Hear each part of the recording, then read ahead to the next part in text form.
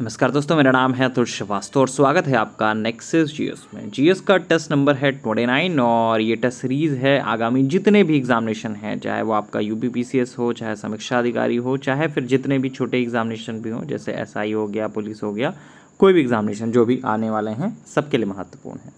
आज जो क्लास है वो पॉलिटी स्पेशल है। चलिए शुरुआत कर देते हैं। भारत के संविधान में केंद्र और राज्यों के बीच शक्तियों का विभाजन किस अधिनियम पर आधारित है?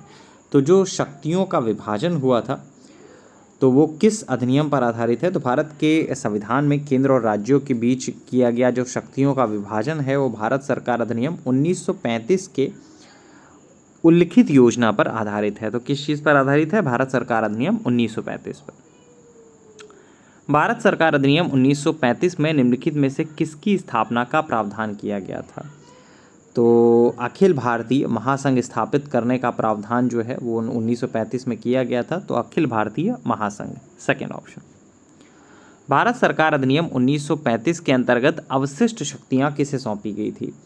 तो 1935 का जो अधिनियम था उसके द्वारा स्थापित जो अवशेष शक्तियां थी वो गवर्नर जनरल को दी गई थी। किसको दी गई थी? गवर्नर जनरल को। थर्ड ऑप्शन सही होगा।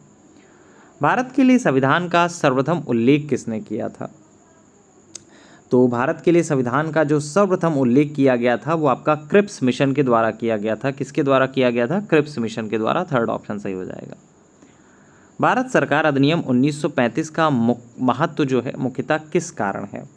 तो 1935 का गवर्नमेंट ऑफ इंडिया एक्ट जो है कई मायनों में महत्वपूर्ण है और एक वजह यह भी है कि यह भारतीय संविधान का एक प्रमुख स्रोत है। गवर्नमेंट ऑफ इंडिया एक्ट 1935 के प्रावधानों के अनुरूप वर्ष 1937 में बर्मा को भी भारत से अलग किया गया था।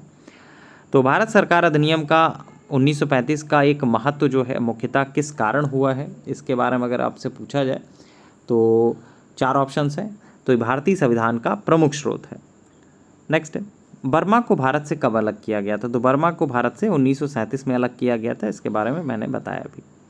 कलकत्ता में सर्वोच्च न्यायालय की स्थापना कब हुई थी? तो कलकत्ता में जो सर्वोच्च न्यायालय की स्थापना हुई थी वो आपका 1774 में हुई थी और 1773 का एक रेगुलेटिंग एक्ट था जिसमें कलकत्ता में सर्वोच्च न्यायालय की स्थापना का प्रावधान किया गया था। इसकी स्थापना 1774 में हुई थी। तो कलकत्ता में सर्वोच्च न्यायालय की स्थापना कब हुई थी? 1774 में। कलकत्ता उच्चतम न्यायालय के पहले मुख्य न्यायाधीश कौन थे? तो जो पहले मुख्य न्यायाधीश थे एलिजा इम्पे थे। कौन था? Elijah Impey. थर्ड ऑप्शन सही हो जाएगा। किस अधिनियम द्वारा बोर्ड ऑफ कंट्रोल की स्थापना की गई थी? तो 1784 का अधिनियम था जिसके द्वारा नियंत्रक परिषद या बोर्ड ऑफ कंट्रोल की स्थापना की गई थी। किसके द्वारा की गई थी? 1784 के अधिनियम के द्वारा। फैक्चुअल डाटा बहुत ज़्यादा पूछा जाता है तो आपको फैक्ट्स याद होने चाहिए और याद करने का सिर्फ एक तरीका होता है, रिवीजन रिवीजन रिवीजन। आपके नोट्स जो है बहुत संक्षिप्त होने चाहिए, उनको बार बार आपको रिवीजन करना होगा और उनकी बार बार आपको प्रैक्टिस करनी होगी। ठीक है, अगर आपको याद करनी है तो यही तरीका होता है। बाकी पढ़ने के लिए तो आप कुछ भी पढ़ते रहिए, बहुत सारी चीज़ें हैं, सिर्फ पढ़ते ही रहेंगे। लेकिन अगर आपको सिलेक्शन लेना है तो आपका सिर्फ एक काम होगा, रिवीजन, अपडेशन और प्रैक्टिस। सिर्फ ये चीज़ें आपको करनी है, रिवीजन, अपडेशन और प्रैक्टिस, यही आपको करना है, तभी आप एग्जामिनेशन पास हो पाओगे।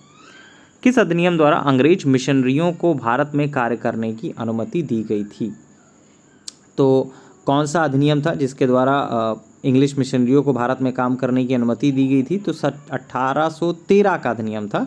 चार्टर अधिनियम 1813 के द्वारा ही इंग्लिश मिशनरियों को भारत में कार्य करने की अनुमति दी गई थी। 1833 के चार्टर अधिनियम का एक प्रमुख संविधान क्या था? तो चार्टर अधिनियम 1833 में गवर्नर जनरल को की परिषद में कानूनी सदस्य जो है उनकी नियुक्ति से संबंधित है। तो 1833 का जो चार्टर एक्ट था उसका प्रावधान क्या था? कंपनी का व्यापारिक अधिकार समाप्त करना, गवर्नर जनरल की परिषद में विधि सदस्य, भारत में शिक्षा का बजट या भारत सचिव का पद। तो चार ऑप्शंस आपके सामने दिए गए हैं कि किस प्रकार से आपका क्या जो है इसका सही होगा। तो गवर्नर जनरल की परिषद में विधि सदस्य जो है इसका सही उत्तर होगा।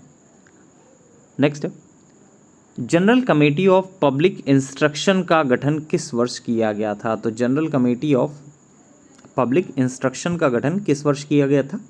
ये आपका 1833 में किया गया था। कब किया गया था? 1833 में। कब किया गया था? 1833 में किया गया था। ईस्ट इंडिया कंपनी के व्यापारिक एकाधिकार को कब समाप्त किया गया था? तो 1813 के चार्टर अधिनियम में भारत में शिक्षा के प्रसार के लिए प्रतिवर्ष 1 लाख रुपए खर्च करने के प्रावधान को अपनाया गया था। और ये भी बहुत ज़्यादा पूछा जाता है कि जो 1 लाख रुपए के प्रावधान के बारे में काफ़ी ज़्यादा आपके एग्जामिनेशन में क्वेश्चंस पूछे जाते हैं, पुट होते हैं, उठते हैं। तो व्यापारिक एकाधिकार के बारे में बात करें तो 1813 का ही चार्टर अधिनियम था, जिसके द्वारा ब्रिटिश संसद ने चाय और चीन के साथ व्यापार को छोड़कर ईस्ट इंडिया के कंपनी के भारत के साथ व्यापारिक एकाधिकार को समाप्त कर दिया था। तो 1813 का था। किस अधिनियम के अंतर्गत भारतवासियों को प्रशासन में भागीदारी लेना दिया गया, या फिर कौन सा ऐसा अधिनियम था जिसके तहत आपका भारतवासियों को प्रशासन में हिस्सा लेना बन पाया था? तो प्रशासन में हिस्सा लेना जो है वो आपका चार्टर एक्ट 1813 के द्वारा ही हुआ था, जिसमें चार्टर एक्ट 1813 में भारतवासियों को अपने देश के प्रशासन में कुछ हिस्सा लेने को संभव बनाया था। भारतीय विधान परिषद को बजट पर बहस करने की शक्तियां कब प्राप्त हुई थी? तो बजट पर बहस करने की जो शक्ति मिली थी वो 1892 का भारतीय परिषद अधिनियम था, जिसके तहत आपका ये हुआ था। नेक्स्ट, सांप्रदायिक प्रतिनिधित्व की व्यवस्था किस सुधार के तहत लागू की गई थी? तो सांप्रदायिक प्रतिनिधित्व की व्यवस्था जो है इस तरह से नहीं पूछा जाता है, हमेशा मार्लियामेंटो सुधार के बारे में पूछा जाता है। देखिए क्वेश्चन का पैटर्न जब आप बदलोगे तभी चीज़ें और आपके लिए सही हो जाएंगी। खैर, नेक्सस जीएस का मुख्य कार्य ही यही है कि आपको जो चीज़ें हैं, जिस बेस पे आपका अब क्वेश्चंस पूछे जा रहे हैं उसी लैंग्वेज में आपको क्वेश्चंस दिया जाए। ठीक है, तो सांप्रदायिक प्रतिनिधित्व की व्यवस्था किस सुधार के तहत लागू की गई थी? तो मार्लियामेंटो सुधार 1909 के तहत। भारत में संघीय न्यायालय की स्थापना कब हुई थी? तो भारत में संघीय न्यायालय की स्थापना 1 अक्टूबर 1937 को भारत सरकार अधिनियम 1935 के अंतर्गत की गई थी। तो कब की गई थी? 1937 में। संघीय न्यायालय के पहले मुख्य न्यायाधीश कौन थे? तो संघीय न्यायालय के जो पहले मुख्य न्यायाधीश थे सर मॉरिस गेवियर थे। कौन थे? Sir Morris गेवियर। भारत सरकार अधिनियम 1935 में केंद्र में किस प्रकार की शासन प्रणाली जो है प्रस्तावित थी? तो केंद्र में आपका द्वैध शासन जो है भारत सरकार अधिनियम 1935 के अंतर्गत स्थापित किया गया था। तो द्वैध शासन। किस अधिनियम द्वारा प्रांतीय स्वायत्तता की शुरुआत हुई थी? तो कौन सा ऐसा अधिनियम था जिसमें प्रांतीय स्वायत्तता की शुरुआत हुई थी? तो 1919 का अधिनियम था। तो भारत सरकार अधिनियम 1919 के द्वारा ब्रिटिश भारत में प्रांतीय स्वायत्तता जो है वो आपका शुरू हुई थी। भारत सरकार अधिनियम 1919 का एक महत्वपूर्ण प्रावधान क्या था? तो 1919 का एक जो महत्वपूर्ण प्रावधान था, संघीय ढांचा, प्रांतीय स्वायत्तता, भारत का विभाजन या भारत की नागरिकता, इस टाइप से 4 ऑप्शंस हैं आपके सामने। तो इसका जो सही उत्तर होगा वो प्रांतीय स्वायत्तता था। द्विसदनीय विधायिका की शुरुआत कब हुई? तो द्विसदनीय विधायिका की जो शुरुआत हुई थी वो कब हुई थी? तो द्विसदनीय विधायिका की जो शुरुआत हुई 1909, 1919, 1935 या 1950। तो ऑब्वियस सी बात है कि 1919 में आपका ये शुरुआत हो चुकी थी।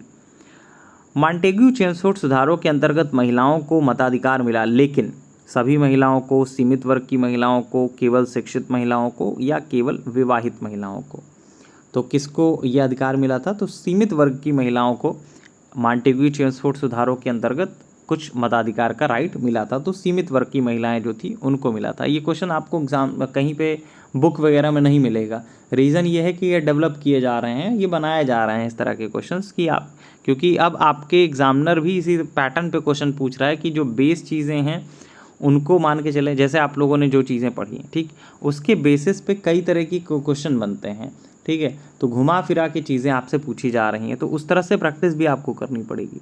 खैर, आईसीएस की परीक्षा भारत में लेने का प्रावधान कब किया गया? तो आईसीएस की जो परीक्षा है उसको लेने का जो प्रावधान है वो कब किया गया था? देखिए, भारत सरकार अधिनियम 1919 में भारतीय सिविल सेवा परीक्षा आईसीएस के लिए एक अलग परीक्षा का प्रावधान किया गया जो भारत में होनी थी। तो भारतीय सिविल सेवा में 1941 आते आते भारतीयों का प्रतिशत जो है वो आपका यूरोप वासियों से अधिक हो गया। तो आईसीएस की परीक्षा भारत में लेने का प्रावधान कब किया गया था? 1853, 1892, 1919 या 1935? तो 1919 कब किया गया था? 1919 में। नेक्स्ट है, 1941 तक आईसीएस में भारतीयों की संख्या क्या थी? ये यूरोपीय सदस्यों से कम थी, यूरोपीय सदस्यों से अधिक हो गई थी, जिसके बारे में मैंने अभी बताया कि अधिक हो चुकी थी। 1919 अधिनियम के तहत केंद्रीय विधानसभा का अंतिम निर्वाचन कब हुआ था? तो भारत जो शासन अधिनियम था 1919, उसके अंतर्गत भारतीय विधायिका मतलब केंद्रीय विधानसभा का अंतिम निर्वाचन वर्ष 1945 में आयोजित किया गया था। कब किया गया था? 1945 में। राष्ट्रपति को अध्यादेश जारी करने की शक्ति किस अधिनियम से प्रेरित है? तो राष्ट्रपति के अध्यादेश निर्गत करने की शक्ति जो है वो भारत सरकार अधिनियम 1935 से प्रेरित है। तो किससे प्रेरित है? 1935 से प्रेरित है। नेक्स्ट, भारत सरकार अधिनियम 1919 किस नाम से जाना जाता है? तो भारत सरकार अधिनियम 1919 जो है वो मॉन्टेग्यू चेम्सफोर्ड सुधार से संबंधित जाना जाता है। सेकेंड ऑप्शन सही हो जाएगा। इस साल के लिए महत्वपूर्ण भी है मॉन्टेग्यू चेम्सफोर्ड सुधार, ठीक है। और साइमन कमीशन लास्ट ईयर पूछा भी गया था। अभी मुझे लग रहा है समीक्षा अधिकारी के री एग्जामिनेशन में भी साइमन कमीशन से रिलेटेड क्वेश्चन था। नेक्स्ट है, किस अधिनियम द्वारा भारतीयों को विधान परिषद में सदस्य बनने का अधिकार दिया गया था? कौन सा ऐसा अधिनियम था? तो 1892 का अधिनियम था, अभी बताया गया इसके बारे में। आईसीएस में भारतीयों की भर्ती कब से नियमित रूप से शुरू हुई थी? तो आईसीएस में कब से भारत की जो भर्ती शुरू हुई थी? तो 1853 से ही शुरू हुई थी। भारत में शिक्षा के लिए 1 लाख रुपए प्रतिवर्ष खर्च करने का प्रावधान किस अधिनियम से था? तो 1813। बहुत पेट क्वेश्चन है आयोग का, कई बार पूछा गया। General committee of public instruction की स्थापना कब हुई थी? तो कब हुई थी ये हुई थी 1813 में ही। सॉरी, ये हुई थी आपका 1813 में ही, 1813 नहीं, सॉरी 1833 में हुई थी। तो कब हुई थी? General committee of public instruction की स्थापना कब हुई थी? 1833 में। चार्टर एक्ट 1813 में भारत में प्रशासन में भागीदारी का संकेत किस रूप में आया था? तो चुनाव की शुरुआत, शिक्षा का आरंभ, भारतीयों की नियुक्ति, कर प्रणाली का सुधार, तो कई सारी चीज़ें थी जिसमें भारतीयों की नियुक्ति जो है वो इसी वजह से भारत में प्रशासन में भागीदारी का संकेत बनकर आई थी। किस अधिनियम ने कंपनी के व्यापारिक एकाधिकार को समाप्त कर दिया था? तो 1813 का अधिनियम था जिसके द्वारा कंपनी के व्यापारिक एकाधिकार को समाप्त किया गया था। चार्टर एक्ट 1833 का एक प्रमुख प्रभाव क्या था? तो इसका जो प्रमुख प्रभाव था वो आपका व्यापारिक अधिकारों की समाप्ति था। तो ये रहे आज आपके 35 क्वेश्चन, ठीक है। और आज पॉलिटी का स्पेशल था। जैसा कि आप सभी लोगों को पता है समीक्षा अधिकारी का बैच चल रहा है लास्ट 30 डेज़ के लिए। उस बैच को आप ज्वाइन कर सकते हैं। उस बैच में आपको जो फेसबुक और यूट्यूब पे लगातार जो टेस्ट पेपर कराया जा रहा है उसका PDF भी आपको प्रोवाइड किया जाता है, विद आंसर मिल जाता है। इस प्रकार से आपका डिस्क्रिप्शन भी रहती हैं, सारी चीज़ें रहती हैं। और इसके अलावा भी बहुत सारी चीज़ें हैं जो है जो टू द पॉइंट आपको लास्ट 30 डेज़ में क्या क्या करना है वो आपको प्रोवाइड किया जाता है। हमारा व्हाट्सअप नंबर है 7080540001।